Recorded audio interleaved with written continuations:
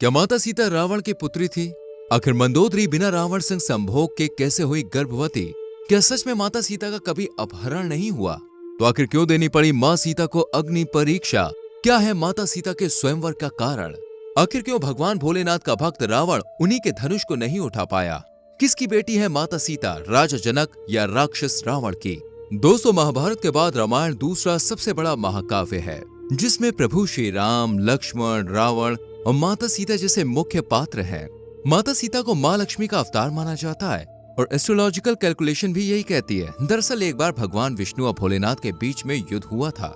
वो दोनों ये देखना चाहते थे कि कौन ज्यादा शक्तिशाली है। इसी बीच भगवान विष्णु ने अहंकार में आकर शिव जी पर बाण चला दिया, लेकिन भोलेनाथ ने विष्णु जी का सम्मान करते हुए अपने धनुष को तोड़ा और विष्णु जी के बाण का सम्मान करते हुए उनसे कहा कि आप हरि हैं और आप ही सर्वशक्तिमान हैं। अब यहाँ शिव जी ने अपना जो धनुष गिराया था वो मिथिला में जा गिरा। मिथिला यानी कि जनकपुर, जहाँ राजा जनकपुर का राजपाट हुआ करता था। कहते हैं दोस्तों, ये धनुष इतना भारी था कि इसे महल और पूजा स्थल तक पहुंचाने के लिए 500 क्षत्रिय लगे थे। लेकिन एक दिन जब माता सीता अपनी सहेलियों के संग खेल रही थी, तब उन्हें पेड़ पर फूल दिखाई दिए। अब उन्होंने जमीन पर पड़े फूल तो उठा लिए, लेकिन उन्हें पेड़ पर लगे फूल भी चाहिए थे। इसलिए वो महल में गई और भगवान शिव के इस भारी भरकम धनुष को उठा लिया, जबकि इस समय माता सीता सिर्फ 6 साल की थी।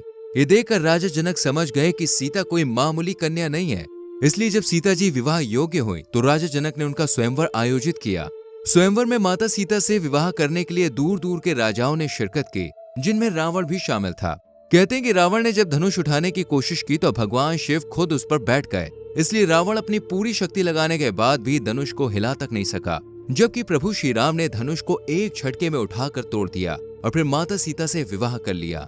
विवाह के कुछ समय बाद तक तो माता सीता प्रभु श्री राम के साथ महल में रहीं, लेकिन फिर उन्हें 14 साल के वनवास पर जाना पड़ा, जहां माता सीता, प्रभु श्री राम के साथ लक्ष्मण भी शामिल थे। इन्होंने जंगल में दोस्तों एक कुटिया बनाई और वहीं वनवास काटने लगे कि तभी एक दिन की बात है, शूर्पणखा जो कि रावण की बहन थी, उसकी नजर राम जी और लक्ष्मण पर पड़ी। वो राम जी के पास शादी का प्रस्ताव रखती हैं, लेकिन राम जी मना कर देते हैं। फिर वो लक्ष्मण पर जाती हैं तो लक्ष्मण भी उसे इनकार करते हुए कुछ भला बुरा बोलते हैं, जिससे नाराज होकर शूर्पणखा माता सीता पर वार करने को झपटती है। इसके बाद लक्ष्मण ने उसकी नाक काट दी। इस बात का बदला लेने के लिए रावण ने माता सीता के अपहरण की योजना बनाई, लेकिन आपको जान के हैरानी होगी कि असल में माता सीता का अपहरण कभी हुआ ही नहीं। दरअसल रावण माता सीता का अपहरण करने आ रहा था। ये बात प्रभु श्री राम को पहले ही मालूम हो गई थी। इसलिए उन्होंने माता सीता से कहा कि सीते, अब मैं नर लीला करूंगा और जब तक मैं राक्षसों का विनाश करूंगा तब तक आप अग्नि में निवास करें। यानी प्रभु श्री राम माता सीता को अग्निदेव को सौंप कर चले गए और वहीं माता सीता की जगह उनकी परछाई प्रकट हुई, जिसे माया सीता कहा जाता है। रावण ने माया सीता को अपने पास 2 साल तक रखा, लेकिन कभी भी उन्हें हाथ नहीं लगाया। अगर आप ऐसा सोचते हैं कि दोस्तों ये रावण की अच्छाई थी तो आप गलत हैं, क्योंकि असल में ये एक श्राप का नतीजा था। दरअसल उत्तरकांड के चैप्टर नंबर 26 में ऐसा बताया गया है कि जब रावण ने ब्रह्मा जी से वरदान प्राप्त कर लिया तो वो अहंकार में डूब गया और इसी अहंकार में तीनों लोगों को जीतने निकला। इस दरमियान रावण इतना लालची, कपटी और बुरी नजर वाला हो गया था कि पराई स्त्री पर नजर डालना जैसे उसकी आदत ही बन गई थी। इसी दौरान रावण की नजर रंभा नाम की एक स्त्री पर पड़ी, जो बेहद ही सुंदर थी। रावण रंभा की सुंदरता पर मोहित हो गया और उसे भी जीतने निकला। रावण ने रंभा के मना करने के बावजूद उसके साथ जबरदस्ती करने की कोशिश की, जबकि रंभा का विवाह नल कुबेर के साथ होने वाला था। नल कुबेर कुबेर के बेटे थे और कुबेर रावण का भाई था, यानी रंभा रावण की होने वाली बहू थी। इसलिए जब ये बात नल कुबेर तक पहुंची तो उन्हें बहुत गुस्सा आया और उन्होंने रावण को श्राप दिया कि अगर वो भविष्य में किसी भी स्त्री को बिना उसकी मर्जी के हाथ लगाएगा तो उसका सिर फट जाएगा। इसलिए रावण ने माता सीता को कभी भी उनकी मर्जी के बिना हाथ नहीं लगाया। इस दौरान रावण ने माया सीता को मनाने की, उनकी जिद छोड़ने की, प्रभु श्री राम को भुलाने की लाख कोशिश की, लेकिन माया सीता तो प्रभु श्री राम की भक्ति में डूबी रही। अब आपके दिमाग में दोस्तों ये सवाल आ रहा होगा कि जब प्रभु श्री राम को यह पता था कि रावण माता सीता का हरण करने आ रहा है तो उन्होंने माया सीता की लीला क्यों रची, उसी जगह रावण का वध क्यों नहीं किया? फ्रेंड्स, इसके पीछे भी एक कहानी है। अक्सर लोगों को लगता है कि सिर्फ एक ही रामायण है और उसमें हमें माता सीता का रावण की पुत्री होने का जिक्र नहीं मिलता, लेकिन दोस्तों ऐसा नहीं है।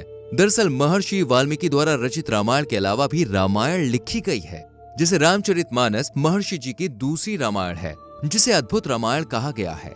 कंबा रामायण और वेद व्यास जी की आध्यात्म रामायण, और यहाँ हमें अद्भुत रामायण में माता सीता के रावण की पुत्री होने के साक्ष्य मिलते हैं। दरअसल रावण तीनों लोकों पर अपना राज जमाना चाहता था। वो सर्वशक्तिमान होना चाहता था ताकि संसार में उत्पात मचा सके। इसलिए एक बार रावण ने ब्रह्मा जी की घोर तपस्या की। रावण की श्रद्धा और कठोर तपस्या से ब्रह्मा जी प्रसन्न हुए और उन्होंने रावण से वरदान मांगने को कहा। यहाँ रावण ने मौके पर चौका मारा और अमर होने का वरदान मांग लिया, लेकिन ब्रह्मा जी ने कहा कि मैं तुम्हें यह वरदान नहीं दे सकता हूँ, इसलिए कुछ और मांगो। लेकिन रावण कुछ और मांगने को तैयार ही नहीं था, वो तो बस अजर अमर होना चाहता था। लेकिन ब्रह्मा जी ने कहा कि जो इस धरती पर जन्मा है उसकी मृत्यु निश्चित है। इसलिए रावण ने कहा, ठीक है, अगर मेरे हृदय में मेरी ही पुत्री के लिए विवाह की मंशा उत्पन्न हो तो मेरी ही बेटी मेरी मौत का कारण बने। अब यहाँ रावण चालाकी दिखा रहा था, क्योंकि उसकी कोई बेटी नहीं थी, लेकिन ब्रह्मा जी तो सब जानते थे, लिहाजा उन्होंने उसे ये वरदान दे दिया। अब रावण घमंड में आ गया, क्योंकि उसकी कोई बेटी नहीं थी तो उसकी मौत भी नहीं हो सकती थी, इसलिए वो सबसे शक्तिशाली बनना चाहता था। लेकिन यहाँ पर रावण को यह भी डर था कि ऋषि मुनि साधु संत पंडित जो दिन रात प्रभु की सेवा करते हैं, कहीं वो उससे ज्यादा शक्तिशाली हो गए तो रावण की तो भाई वैल्यू ही नहीं रहेगी। इसलिए एक दिन रावण ने एक यज्ञ करने का निश्चय किया और इस यज्ञ के लिए वो ऋषि मुनियों के आश्रम में घुसा और सभी उच्च कोटि के साधु संत ऋषि मुनियों का खून इकट्ठा किया। ऋषि मुनियों का खून इकट्ठा करते हुए रावण ग्रसमद के पास जा पहुंचा। ग्रसमद एक तपस्वी था और इसने अपनी तपस्या से माँ लक्ष्मी को खुश किया था। ग्रसमद अपने घर में माँ लक्ष्मी की जैसी ही पुत्री चाहता था, इसलिए माँ लक्ष्मी ने उन्हें एक मटकी दी जिसमें दूध भरा हुआ था। अब रावण जब यहाँ पे आया तो उसने सभी मुनियों का खून इस घड़े में डाल दिया और घड़ा इकट्ठा करके महल ले गया। रावण ने महल में घड़े को छुपा दिया, लेकिन यहाँ पर इस घड़े पर रावण की पटरानी मंदोदरी की नजर पड़ गई। अब मंदोदरी घड़े में क्या है जानने के लिए व्याकुल हो उठी, तो रावण ने उसे बताया कि इसमें बहुत ही खतरनाक विष है। तभी दोस्तों एक दिन मंदोदरी किसी बात को लेकर परेशान हुई और गुस्से में उसी मटके के विष को पी गए। लेकिन थोड़ी देर बाद वो दंग रह गई, क्योंकि जिस विष को पीकर उसे मर जाना चाहिए था, उसे पीकर वो गर्भवती हो गई। अब मंदोदरी बड़े परेशान थी कि अगर रावण को ये पता चल गया कि वो गर्भवती है तो रावण उसका ना जाने क्या हाल करेगा, क्योंकि रावण और मंदोदरी के बीच पिछले 1 साल से संभोग नहीं हुआ था। लिहाजा जब मंदोदरी की कोख से एक सुंदर सी कन्या ने जन्म लिया तो मंदोदरी ने उसे दूसरे राज्य में जमीन में गड़वा दिया। अब ये राज्य कोई और नहीं बल्कि जनक का मिथिला यानी कि जनकपुरी ही था। लेकिन ये कन्या राजा जनक तक कैसे पहुंची, तो इसकी भी दोस्तों एक कहानी है। दरअसल लंबे समय से मिथिला में बरसात नहीं हुई थी, वहां पर सूखा पड़ा हुआ था। ग्रामीण किसान सब बहुत परेशान थे, इसलिए वो राजा जनक के पास पहुंचे और राजा जनक ने श्रेष्ठियों के कहने पर यज्ञ का आयोजन किया और सोने का हल लेकर जा पहुंचे खेत में, ताकि उसे जोतकर भगवान को खुश करें और बारिश हो। अब राजा जनक खेत को जोतने लगे, लेकिन कुछ दूर जाकर ही हल जमीन में अटक गया, मतलब वो आगे ही नहीं बढ़ा। ये देखकर राजा जनक कुछ समझ नहीं पाए और उन्होंने कुछ सैनिकों को यहाँ से जमीन खोदने पर लगा दिया, जहाँ से कोई खजाना या सोने चांदी के जेवरात नहीं बल्कि एक बक्सा निकला। इस बक्से को जब खोला गया तो राजा जनक और उनकी अर्धांगिनी दोनों बिल्कुल हैरान रह गए, क्योंकि इसमें एक प्यारी सी कन्या थी जिसकी आंखें मोरनी सी, सूरज चांद सी और होंठ बिल्कुल गुलाब की पंखुड़ी जैसे थे।